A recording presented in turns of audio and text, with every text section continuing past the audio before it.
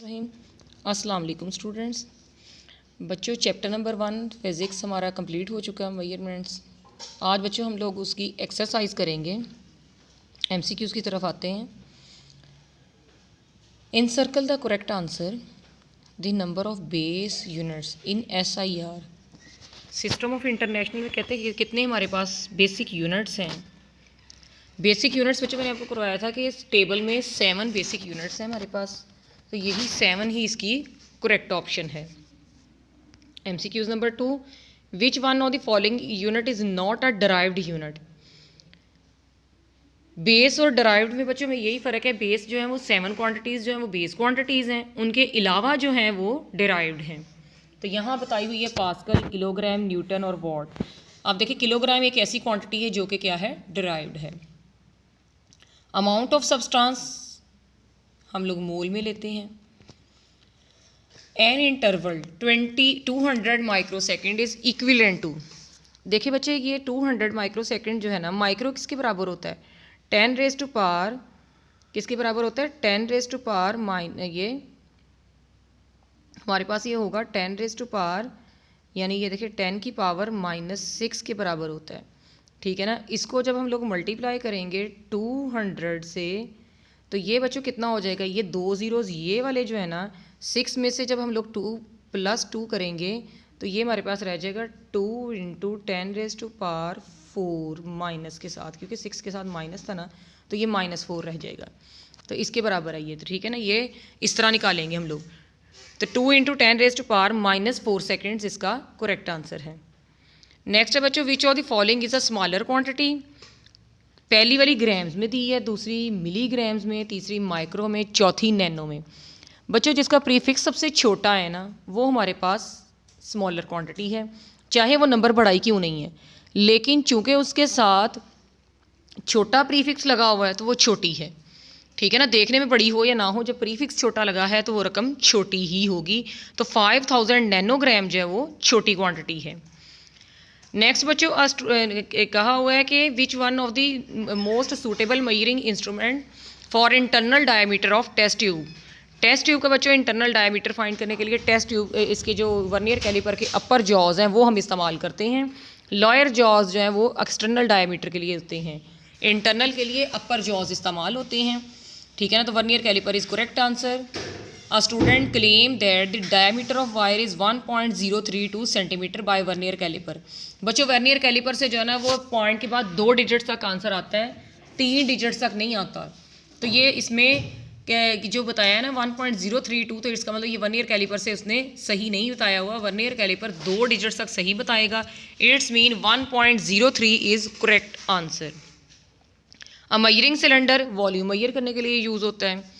ठीक है ना, मैस वगैरह एरिया वगैरह तो नहीं इससे फाइंड होते, लिक्विड का वॉल्यूम मेजर करने के लिए यूज़ होता है। 9 MCQs, a student noted the thickness of glass sheet using a screw gauge. One main scale has 3 divisions, 8 divisions on it's circular scale. ये बच्चों वैसे ही डिटेल थोड़ी लंबी बताई हुई है। इट्स मीन कि 3.08 मिलीमीटर इसका करेक्ट आंसर होगा, क्योंकि स्क्रू गेज से जो है हमें ये 3 डिजिट्स तक करेक्ट आंसर मिलता है, लेकिन यहाँ पे 3 डिजिट्स तक आपको दिया नहीं गया। तो 2 में से करेक्ट कौन सा होगा, 2 में से बच्चों जो छोटा होगा वो करेक्ट होगा। तो 3.8 सेंटीमीटर में तो हम लोग स्क्रू गेज से रीडिंग नहीं लेते। ठीक है ना, 3.8 मिलीमीटर्स, अब इतनी छोटी भी ये 3.8 तो नहीं हो सकती, 3 डिजिट्स तक 3.08 जो है वो करेक्ट आंसर है। मीटर बड़ा स्केल है और मिलीमीटर्स छोटा, तो स्क्रू गेज हम लोग छोटी मेजरमेंट्स के लिए इस्तेमाल करते हैं। That's why millimetre is a correct answer. ठीक है ना। नेक्स्ट बच्चों कहा हुआ है कि सिग्निफिकेंट फिगर्स क्या होते हैं। ये डेफिनेशन से बच्चों इसका आंसर बनेगा all accurately non digits and first doubtful digit is called significant figures. ये बच्चों हमारे MCQs हो गए। अब क्वेश्चंस की तरफ आएँ। What is difference between base quantities and derived quantities, give 3 examples of each. ये बच्चों पीछे आपने थ्योरी में भी किया हुआ है, वही क्वेश्चन है ये कि बेस क्वांटिटीज़ की डेफिनेशन लिख देनी है, उसकी 3 एग्जांपल्स, और डिराइव्ड क्वांटिटीज़ की डेफिनेशन और उसकी एग्जांपल्स। कोई सी 3 एग्जांपल्स आप लोग लिख लो। ठीक है ना। Base quantities are the quantities on the basis of which other quantities are expressed. mass, length, time, Physical quantities which are expressed in term of base quantities or called derived quantities. For example, area, volume, speed. Pick out the base units of the following. ये बच्चों आपको list दी गई है, इसमें कहते हैं कि आप लोग ना करेक्ट वाले जो है उसको पिक करें। Newton, kilogram, hertz, mole, ampere, metre, kelvin, coulomb and watt. इसमें से आप बेस और ड्राइव्ड को अलग अलग कर दो। इसका बच्चों तरीका सबसे आसान ये है कि आप बेस वाले निकाल लो, जो बचेंगे वो ड्राइव्ड होंगे। ठीक है ना। आप लोगों ने वो 7 SI यूनिट्स का टेबल माइंड में रखें, उसके हिसाब से पिक करते जाएं। जो बाकी बचेंगे वो क्या हो जाएंगे, वो ड्राइव्ड में चले जाएंगे। देखिए हम लोग पहले किलोग्राम, मोल, मीटर, एम्पेयर, केल्विन, ये हम लोगों ने अलग कर लिए। कितने हुए ये 5। तो बाकी इसके अलावा सारे के सारे क्या होंगे, डराइव्ड। अब देखें ज़रा, ये देखो ये सारे 5 हमारे पास हो गए बेस यूनिट्स और बाकी सारे के सारे डराइव्ड हैं। Find the base quantities involved in each of the following quantities: speed, volume, force and work. हाँ जी, कहते हैं बताएं इनके यूनिट्स में कौन कौन सी बेस क्वांटिटी आती है। स्पीड का बच्चों यूनिट होता है मीटर पर सेकेंड। आप डराइव्ड क्वांटिटीज़ वाला टेबल खोल के देख सकते हो, यानी कि इट्स मीन इसके आंसर में, स्पीड के आंसर में हमारे पास मीटर और सेकंड दोनों इन्वॉल्व्ड हैं। वॉल्यूम मीटर क्यूब, यानी जस्ट लेंथ वाला यूनिट इसमें ऐड है। फोर्स का न्यूटन, वर्क का जूल। तो ये बच्चे आप लोगों ने इसमें लिख देना है कि वर्क में हमारे पास क्या होता है, force into distance into time. ये फिलहाल बच्चे आप इस तरह कर लें याद। तो नेक्स्ट चैप्टर्स में हम लोग जब इनके फार्मूलाज पढ़ेंगे ना फोर्स और वर्क के, फिर आपको इसमें क्लियर समझ आ जाएगा कि किस तरह मैथ, लेंथ और टाइम के फैक्टर्स इसमें ऐड हैं। फिलहाल आपके चैप्टर 1 में स्पीड और वॉल्यूम के हैं, और उससे आप अंडरस्टैंड कर लो कि उसके यूनिट के अंदर जो मीटर पर सेकंड आता है, मीटर लेंथ का यूनिट होता है और टाइम का सेकंड होता है, तो वो दोनों इन्वॉल्व हैं इसमें। नेक्स्ट है बच्चों, estimate your age in seconds. ये बहुत इंपॉर्टेंट क्वेश्चन है। आप लोग कहते हैं अपनी एज फाइंड करें सेकेंड्स में। आप बच्चों अगर लेट्स सपोज 15 साल के हो तो क्या करोगे, 15 साल के पहले दिन बनाओगे, ठीक है ना। दिनों के घंटे, घंटों के मिनट्स और मिनट्स के सेकेंड। तो 15 ईयर्स आपकी एज है।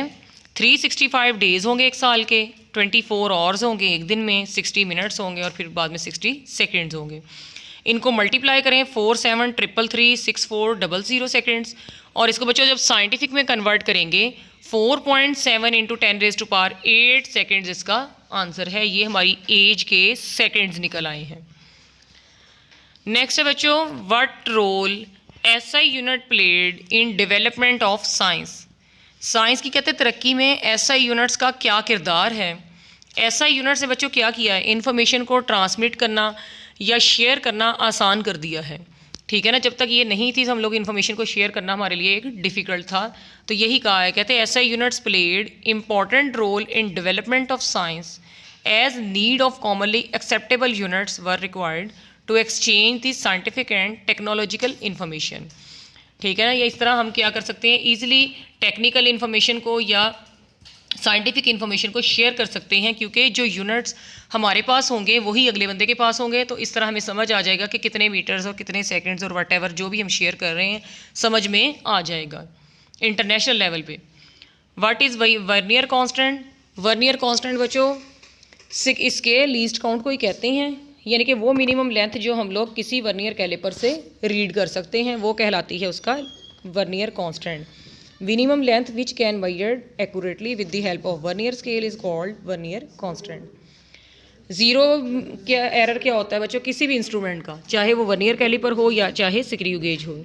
ज़ीरो एरर बच्चे उसके स्केल्स के अंदर पाए जाने वाला फ़र्क होता है। किसी इंस्ट्रूमेंट के जिसके अंदर 2 स्केल होते हैं उसके अंदर पाए जाने वाला फ़र्क जो है वो ज़ीरो एरर होता है। वर्नियर कैलिपर में बच्चों क्या होगा, जब मेन स्केल और वर्नियर स्केल के ज़ीरोज़ आपस में कोइंसाइड नहीं करेंगे तो एक एरर पाया जाएगा जिसका नाम है zero error. If zero of the main scale doesn't coincide with the zero of the vernier scale, so then this error is called zero error of the instrument. ठीक है ना। ये बच्चों उन स्केल्स के अंदर पाया जाता है जिनमें 2 स्केल्स होते हैं। नेक्स्ट है, what is the use of zero error necessary in measuring instrument. कहते हैं हम लोगों ने जो है ज़ीरो एरर अगर किसी इंस्ट्रूमेंट में है तो उसे रिमूव करना क्यों ज़रूरी है या उसका पता होना क्यों ज़रूरी है। उसका पता होना इसलिए ज़रूरी है ताकि हम मेजरमेंट्स करेक्ट वे से ले सकें। अदरवाइज़ हमारी मेजरमेंट्स में सब में गड़बड़ आ जाएगी और हमें पता भी नहीं होगा कि हमारी मेजरमेंट्स ख़राब हो रही हैं। ठीक है ना। 1.10 स्टॉप वॉच क्या होती है, लीस्ट काउंट क्या होता है मैकेनिकल स्टॉप वॉच का, और कैसे आप इसे इस्तेमाल करते हो लेबॉर्ट्रीज़ में। आप बच्चों पीछे जो मैंने आपको स्टॉप वॉच वाला टॉपिक पढ़ाया है आप वहाँ से भी कर सकते हो, या ये मेरा लिखा हुआ आंसर कर लो, एक ही बात है, ठीक है ना। The instrument which is use to measure the time interval in seconds is called stopwatch. और इसमें बच्चों टाइम इंटरवल जो है ये 0.1 सेकेंड इस मैकेनिकल स्टॉप वॉच, और 0.01 सेकेंड जो है वो डिजिटल स्टॉप वॉच हमें बताती है। Why do we need to measure extremely small intervals of time? कहते बहुत छोटा टाइम मेजर करना हमारी क्यों ज़रूरत बाज़ात होती है। बच्चों बाज़ात एक्सपेरिमेंट इतनी तेज़ी से हो जाता है कि सेकंड्स में टाइम जो हम मेजर करते हैं वो बहुत ज़्यादा होता है। तो सेकंड्स में टाइम फिर अगर ज़्यादा है फिर ज़ाहिर है कोई छोटे यूनिट्स इस्तेमाल करने चाहिए, मिली सेकेंड, माइक्रो सेकेंड वगैरह। तो छोटे यूनिट्स के लिए बच्चे फिर हम क्या करेंगे, स्मॉल इंटरवल्स कम इस वाला ही वैल्यू लगाएंगे। तो यहाँ ये कहा है कि जिस तरह केमिकल एक्सप्लोजन है, धमाका होना, ठीक है ना, माचिस का चलना, शोला चलना, ये बहुत तेज़ी से होने वाले रिएक्शंस हैं। ये सेकंड्स में नहीं बल्कि सेकंड्स के भी 10वें 100वें हिस्से में हो रहे होते हैं। तो हमें बाज़ औक़ात सेकंड्स में टाइम नहीं मेजर करना होता बल्कि उसके 10वें या 100वें हिस्से में मेजर करना होता है। तो वो बच्चे हमारे एक्सपेरिमेंट की नीड होती है, ठीक है ना। तो इसलिए हम लोग जो है फिर वो वैसे स्टॉप वॉच इस्तेमाल करते हैं जो इतनी कम वैल्यू हमें दे सकें। Small interval of time are measured और calculated instantaneous time rate of change of variables, यानी उन वेरिएबल्स को स्टडी करने के लिए जो बहुत तेज़ी से वेरी कर रहे हैं, ठीक है ना। What is measure by significant figure of measurements. किसी सिग्निफिकेंट फिगर का बच्चों क्या मतलब है, इसकी बच्चों आपने डेफिनेशन जो आपको मैंने सिग्निफिकेंट फिगर्स की वीडियो में शेयर की थी, आप वही इसका आंसर यानी पीछे समरी में एंड वाला पॉइंट वो वाला कर लो। All accurately known digit and first doubtful digit in a figure is known as significant figure. How is precision related to significant figure? कहते प्रेसिजन होता है दुरुस्तगी, कि आप लोग जो किसी एक्सपेरिमेंट में दुरुस्त रीडिंग्स ले रहे हो उसका आपका सिग्निफिकेंट फिगर्स के साथ क्या ताल्लुक है। किसी रीडिंग के प्रीसाइज यानी दुरुस्त होने का सिग्निफिकेंट फिगर्स के साथ क्या ताल्लुक है। बच्चों सिग्निफिकेंट फिगर्स जो है वो हमें उसके करीब ले जाएंगे दुरुस्तगी के। The better instrument increase the significant figure in measured value. For a greater precision, more significant figures is required. जिस तरह बच्चों लेंथ मेजर करने के लिए हमें जब तक मीटर ऑड देगा लेंथ हम ले लेंगे, लेकिन एक्सट्रीमली स्मॉल वैल्यूज़ के लिए मीटर ऑड हमें रीडिंग नहीं देगा, तो फिर हम क्या करेंगे, वर्नियर कैलिपर इस्तेमाल करेंगे, तो वो हमें बेटर रीडिंग देगा। तो सिमिलरली बच्चों कहा है the better instrument increase the significant figure in measured value, यानी अगर हम वर्नियर कैलिपर से वैल्यू लेंगे तो पॉइंट के बाद 2 डिजिट्स मिलेंगे, ठीक है ना। लेकिन अगर हम लोग स्केल से लेंगे तो पॉइंट के बाद 1 डिजिट मिलेगा। अब देखिए सिग्निफिकेंसी बढ़ गई ना, प्रेसिजन बढ़ गई, पॉइंट के बाद 2 डिजिट्स हो गए तो सिग्निफिकेंसी बढ़ गई। इसी तरह ही जब हम लोग स्क्रू गेज लेंगे तो पॉइंट के बाद 3 डिजिट्स हो गए, एक्यूरेसी और बढ़ गई यानी प्रिसाइज वैल्यू हो गई। जितना हमारे पास बेटर इंस्ट्रूमेंट होगा उतने सिग्निफिकेंट फिगर्स वो ज़्यादा देगा, जो कि प्रिसीजन ज़्यादा बेहतर होगी यानी ज़्यादा एक्यूरेट रीडिंग्स होंगी। Okay, thank you students. अच्छे से बच्चों शॉर्ट क्वेश्चंस याद कीजिएगा। अल्लाह हाफिज़।